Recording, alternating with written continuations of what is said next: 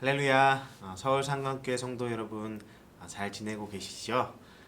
오늘도 우리에게 귀한 말씀을 통해서 하나님께서 또 우리가 우리의 삶을 살아갈 수 있는 힘과 또 용기를 허락하실 것입니다. 우리 주님께서 가르쳐 주신 기도로 주님 앞에 예배 드리겠습니다. 하늘에 계신 우리 아버지여, 이름이 거룩히 여김을 받으시오며 나라의 마옵시며 뜻이 하늘에서 이룬 것 같이 땅에서도 이루어지이다. 오늘날 우리에게 일용할 양식을 주옵시고 우리가 우리에게 죄 지은 자를 사하여 준 것 같이 우리 죄를 사하여 주옵시고 우리를 시험에 들게 하지 마옵시고 다만 악에서 구하옵소서. 대개 나라와 권세와 영광이 아버지께 영원히 있사옵나이다. 아멘. 우리 주님 앞에 부르신 곳에서 함께 찬양하겠습니다.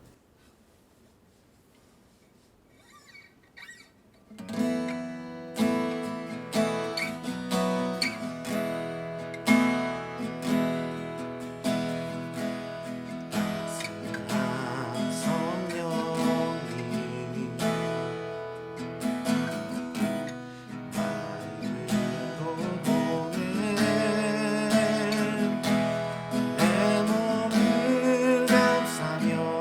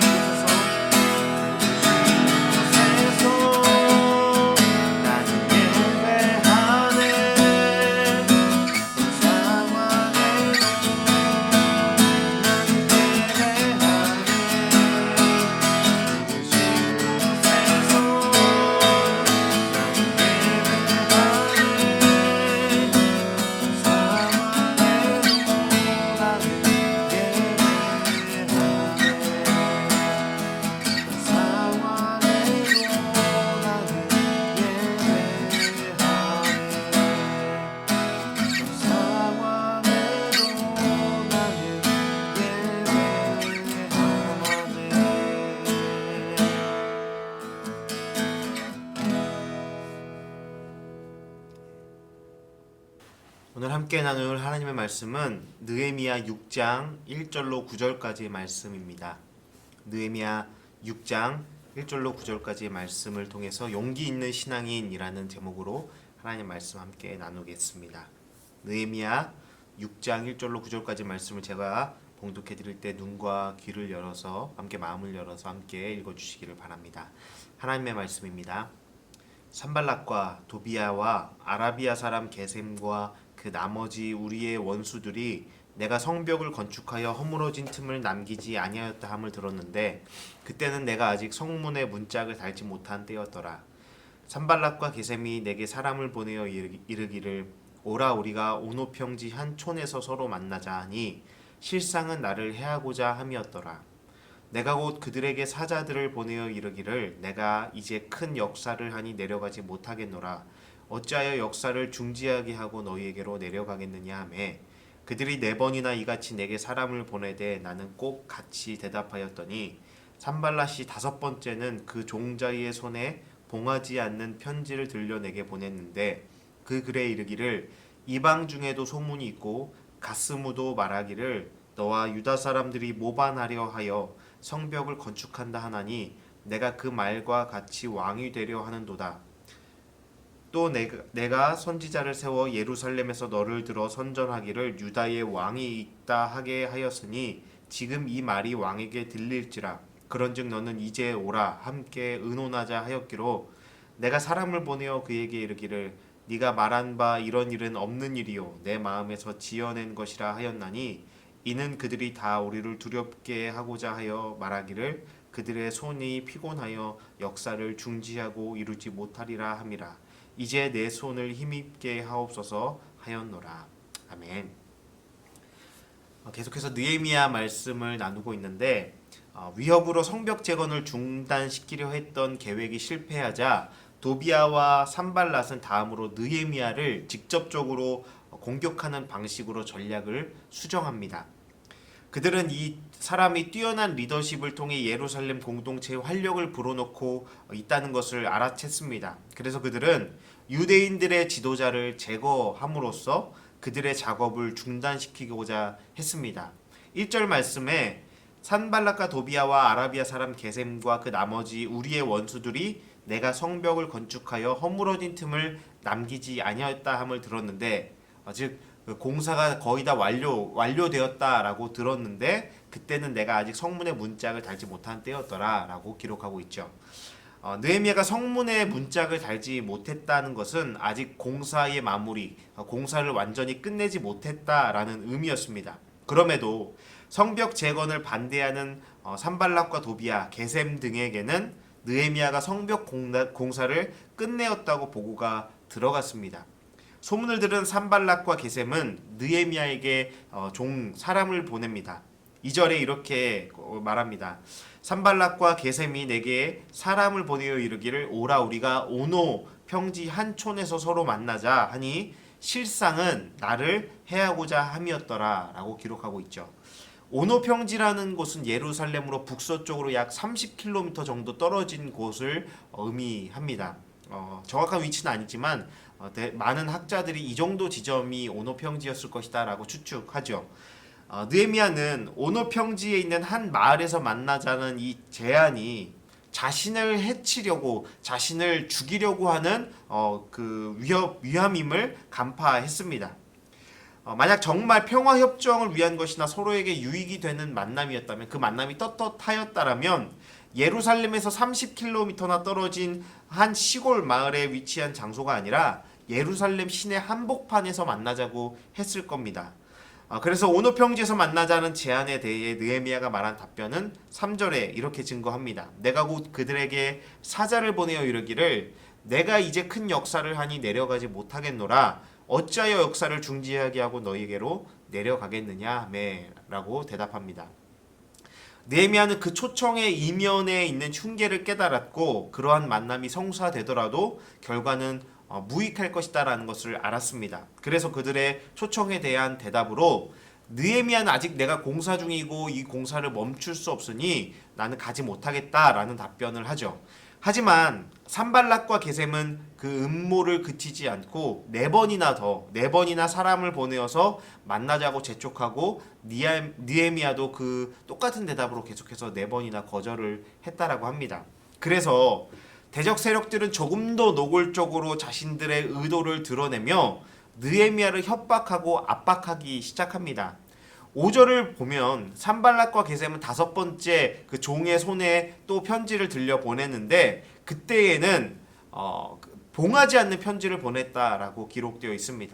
산발락이 앞에 네 번까지는 봉한 편지를 느헤미야에게 보냈던 것으로 보여지는데 다섯 번째 편지를 보내면서 풀칠을 하지 않았다라고 하죠. 여러분 이게 무슨 의미냐 하면 오늘날로 말한다면 인터넷 SNS나 인터넷에 공개적인 공개 서한을 올렸다는 것과 같은 의미입니다. 지금까지는 이 대적 세력과 느헤미야의 그 대화가 은밀하게 이루어졌어요. 밀봉한 편지를 주고받았기 때문에 당사자들만 그 내용을 볼 수 있었습니다. 그런데 봉하지 않은 파피루스 편지는 공개된 편지로 인식했기 때문에 전달하는 모든 사람이 그것을 읽을 수 있다라는 뜻이었어요. 즉 그 편지는 거짓 뉴스와 거짓 소문을 퍼뜨릴 목적으로 유포된 것이다 라는 것이죠. 그런데 그 내용이 굉장히 충격적이죠. 6절과 7절 말씀을 읽어보시면 느헤미야와 유다인들이 모반하려 하여 성벽을 건축했다라는 소문을 들었다라고 합니다. 소문에 따르면 느헤미야가 왕이 되려고 하고 있고 심지어 유다의 왕이 있다라는 이 선언을 하기 위해 선지자들을 세우기까지 했다라고 편지에 기록해 놨습니다. 그리고 그 사실을 이제 곧 페르시아 왕에게 보고하겠다라고 고자질하겠다고 느헤미야를 위협하고 있는 것이죠. 산발랏은 느헤미야와 예루살렘 주민들의 두려움을 부추기기 위해 최근 그들이 해왔던 역사를 이용합니다. 사실은 이 전략이 몇 년 전에는 성공을 했습니다.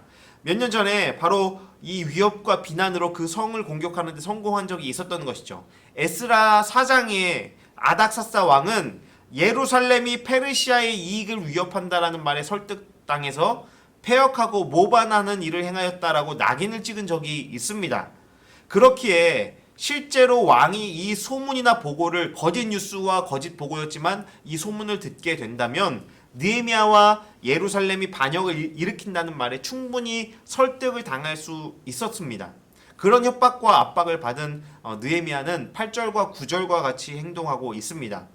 느헤미야는 자신이 역모를 꾀한다고 하는 이야기는 사실이 아니라 지어진 이야기라 말하고 자신이 성벽을 잘 완공할 수 있도록 하나님께 기도를 하였다고 기록되어 있습니다. 굉장히 담담하게 기록된 글이지만 느헤미야가 이 위기를 넉넉하게 넘어서고 이길 수 있었던 이유에 대해서 우리는 오늘 본문을 보며 묵상해야 하겠죠. 그것이 바로 이 시대를 살아가야 하는 저와 여러분과 같은 신앙인들의 힘이고 우리의 능력이기 때문입니다. 산발락과 대적 세력들은 느헤미야가 자신들과 다름없는 사람일 거라고 생각했습니다. 자신과 별반 다르지 않은 정치가일 뿐이고 야심과 기회주의적 책략, 자기 자신의 욕망과 편의를 위해 얼마든지 타협할 수 있는 그런 사람이겠구나라고 생각했을 겁니다. 하지만 그들은 하나님에 대한 그리고 자신의 부르심을 향한 그의 헌신과 희생적 섬김의 깊이 그리고 하나님을 경외하는 느헤미야의 중심을 그들은 다 이해하지 못했던 것입니다. 사랑하는 여러분, 협박에 대한 느헤미야의 반응은 올바른 목적의식과 지각을 가진 한 사람을 우리에게 보여주고 있습니다. 느헤미야는 자신을 사방으로 둘러싸고 있는 대적들의 위협에 결코 흔들리지 않습니다. 대적 세력이 요구하고 타협하자 말하는 것에 그는 끌려다니고 있지 않습니다. 그리고 이전에 실패했었던 성벽 재건이라는 위대한 업적을 거의 완성하고 문짝만 달면 되는 성취와 성공을 그의 눈앞에 두고 있던 상황이었습니다. 아마 저 같은 상황이었다면 제가 이 말씀을 묵상하면서 내가 만약에 그런 상황이었다면 우쭐대고 싶었을 것이고 그들에게 가서 나의 공로를 자랑하지 않았을까라는 생각을 합니다. 이 일들을 내가 한 것이라고 자신의 업적을 자랑하고 싶어하는 사람들이 참 많죠. 저 또한 그랬을 것이고 수많은 목회자들이나 신앙 리더들이 그런 실수를 저지를 때가 있는데 하지만 느헤미야는 협박과 위협에 두려워하지 않았고 성공과 성취 그리고 인정과 영광 앞에 우쭐대지 않았다는 것입니다. 여러분 무엇이 느헤미야의 힘이었고 그의 기둥이 되었겠습니까? 무엇이 이 어려운 상황 안에서 그를 흔들리지 않도록 버틸 수 있게 해준 원동력이었겠습니까?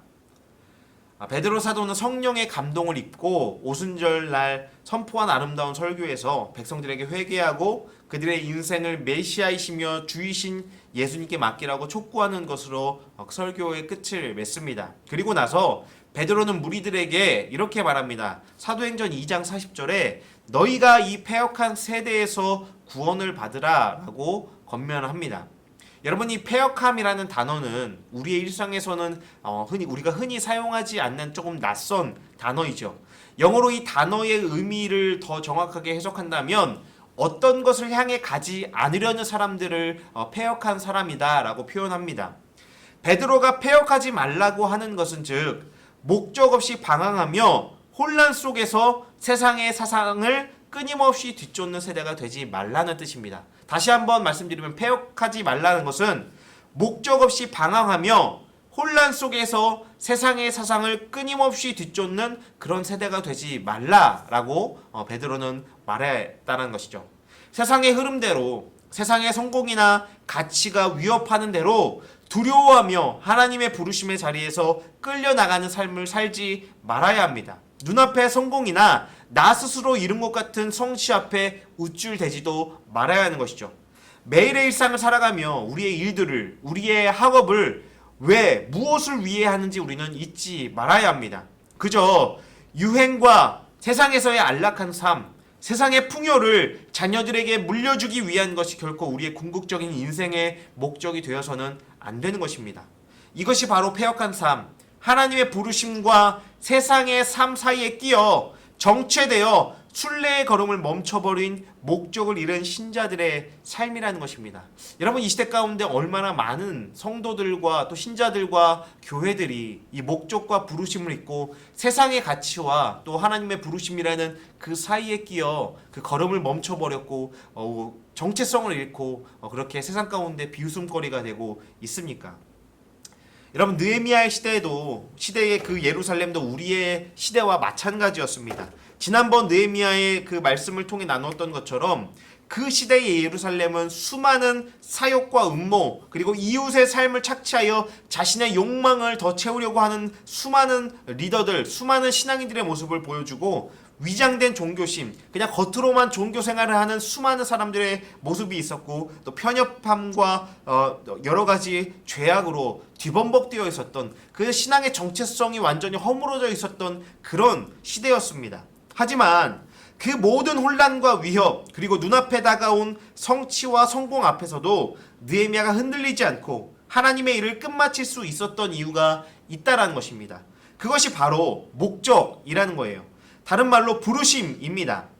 그는 목적의식이 분명한 사람이었습니다. 그의 마음은 하나님을 섬기고 영화롭게 해드리겠다는 소망에 사로잡혀 있었습니다. 하나님에 대한 그의 찬양과 경외심 때문에 그는 날마다 새롭게 부딪히는 도전과 위협에도 굴하지 않을 수 있었습니다. 공허한 주장과 끝없는 논란에 끌려가지 않았고 위협에 주눅이 들거나 두려움 때문에 자신이 살아가야 할 길을 중단하지도 않았습니다. 그는 하나님의 인도하심을 따라 자신이 어디에서 와서 또 어디로 가고 있는지를 분명히 알고 있는 사람이었다는 것이죠. 그는 진정으로 용기 있는 신앙인이었습니다. 여러분, 우리가 용기 있다라는 말을, 용기 있는 신앙인이라는 말을 우리가 오해하거나 착각해서는 안 됩니다. 용기 있다라는 말은 두려움을 모르거나 두려움을 느끼지 못하는 사람을 용기 있는 사람이라 말하지 않죠. 용기 있는 사람은 우리와 동일하게, 모든 사람과 동일하게 두려움을 느끼지만 그 두려움에 굴복하지 않고 계속해서 그 걸음을 멈추지 않고 목적을 향하여 나아갈 수 있는 사람이 용기 있는 사람이라는 것입니다. 그 두려움을 넘고 극복하여 계속해서 목적한 바를 이루어가는 사람이, 계속해서 그 삶의 걸음을 멈추지 않고 걸어갈 수 있는 사람이 바로 진정한 용기 있는 사람이고 그가 바로 용기 있는 신앙인이라는 것입니다. 여러분, 부디 그리스도 안에 용기 있는 신앙인으로 살아가시기를 바랍니다. 사랑하는 여러분, 여러분 자신의 목적과 부르심이 무엇입니까? 여러분은 어디서 왔으며 또 무엇을 향해 살아가고 계신 사람이고 존재인지를 알고 계십니까? 여러분, 무엇이 여러분의 극심한 세상의 두려움과 불확실함 가운데 버티고 살아낼 수 있는 힘입니까? 무엇이 화려한 성공과 성취로부터 우리를 겸손하게 하며 여러분 자신을 잃어버리지 않게 해줄 수 있겠습니까? 바로 하나님께서 주신 저와 여러분의 목적과 부르심, 예수 그리스도의 십자가, 그리고 그 십자가의 길을 따라 걸어가는 그분의 부르심 때문에 가능한 것입니다. 여러분, 코로나의 확산으로 우리 일상의 삶이 무너져 버렸고 우리의 신앙의 울타리마저 사라져버린 것 같은 시간을 힘겹게 버티며 살아가야 합니다. 우리 모두가 그런 삶을 살아가고 있습니다.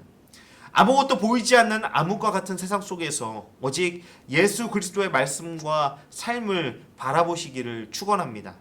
예배와 신앙의 외형이 모두 사라져버린 것 같은 이때 형식과 보이기 위한 신앙이 아닌 마음의 중심으로 예배하며 예배자의 삶을 살아간다는 것의 의미를 발견하시기를 바랍니다. 우리가 의지하고 기대던 풍요와 성공이 점점 희미해져가는 이때에 영원히 변하지 않는 진리 되신 예수 그리스도의 십자가 구원과 그 진정한 기쁨, 그 소망의 가치를 가슴 깊이 새기며 살아갈 수 있는 우리 모든 서울상강교회 성도들 되기를 바랍니다. 여러분, 진정 용기 있는 신앙인으로 여러분께 우리 각자에게 맡기신 하나님의 부르심과 그 삶을 향하여 두려움 없이 우쭐대지 않고 겸손해하며 언제나 예수의 발자국 위에 우리의 발자국을 포개어 걸을 수 있는 저와 여러분이 되었으면 좋겠습니다.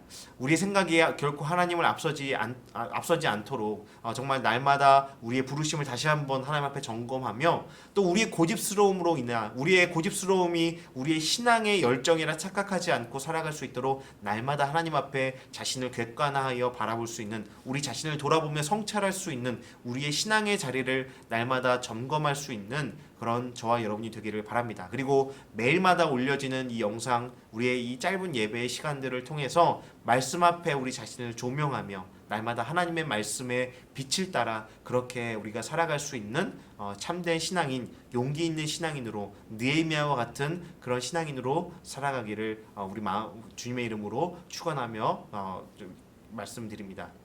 함께 기도하겠습니다. 오직 예수님만이 우리의 인생의 목적이며 부르심이고 삶의 이유임을 믿습니다. 오직 예수 그리스도의 십자가 구원이 우리의 인생의 근본적 기쁨이고 소망임을 고백합니다. 주님, 오늘도 생명의 말씀을 통해 세상의 수많은 위협과 협박, 두려움과 불확실함 속에 살아갈 때 우리가 무엇을 바라봐야 하고 의지해야 하는지 다시 한번 깨닫게 하심을 감사드립니다. 삶에 쫓기고 치여 우리의 목적과 부르심이 희미해져 패역한 세대처럼 살아갔던 우리의 삶을 회개하오니 주님, 다시 나를 향한 거룩한 목적과 부르심을 허락하여 주시옵소서. 또한 간절히 기도하는 것은 나 자신의 욕망과 교만을 하나님의 부르심이라 착각하지 않게 하여 주시옵소서. 나의 고집스러움을 신앙으로 포장하지 않게 하여 주시옵소서. 하나님, 오늘 말씀을 기억하며 살아갈 때 하나님, 우리의 인생의 목적 또 우리의 길에 빛이 되어 주셔서 하나님께서 부르신 목적과 비전을 따라 하나님 우리가 살아갈 수 있도록 날마다 우리와 동행하여 주시옵소서. 감사드리며 우리 삶의 목적이시고 소망 되신 예수 그리스도 그 귀하신 이름으로 기도드립니다. 아멘. 축도로 예배 마치겠습니다. 지금은 길과 진리 되신 우리 주 예수 그리스도의 은혜와 그 크신 하나님 아버지의 사랑과 성령님의 인도, 보호, 동행하심의 역사가 날마다 하나님의 부르심과 목적 안에 살아갈 주의 자녀들의 삶과 가정과 모든 생업 가운데 이제로부터 영원토록 함께 하실지어다.